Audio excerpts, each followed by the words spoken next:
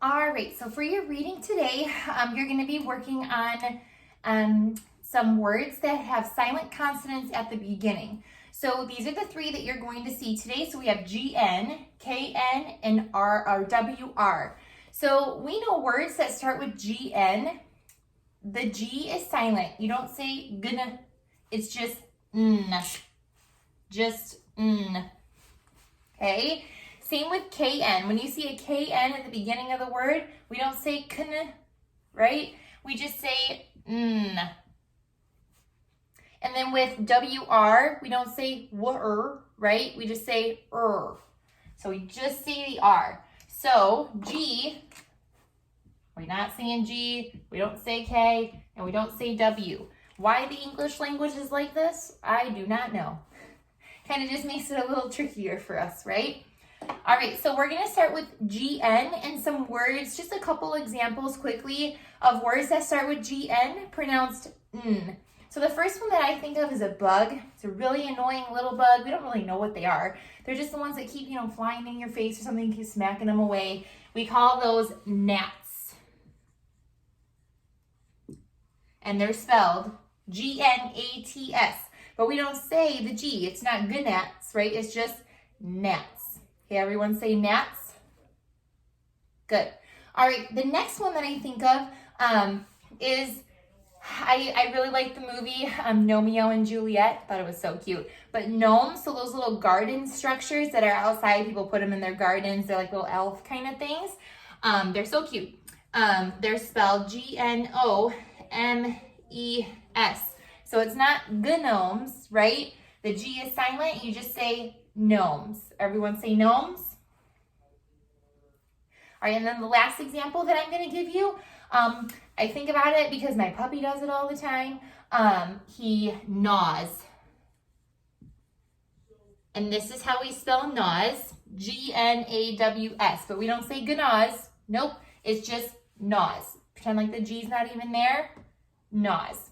Okay, so every time you see a word that starts with G-N, you kind of just have to think to yourself, the G's not there, and I just say the N, pronounce the N, and move on. Gnaws, like my puppy gnaws on everything. That means he chews on everything. We're trying to help him with that. All right, you might even be able to think of more in the GN category, which is awesome.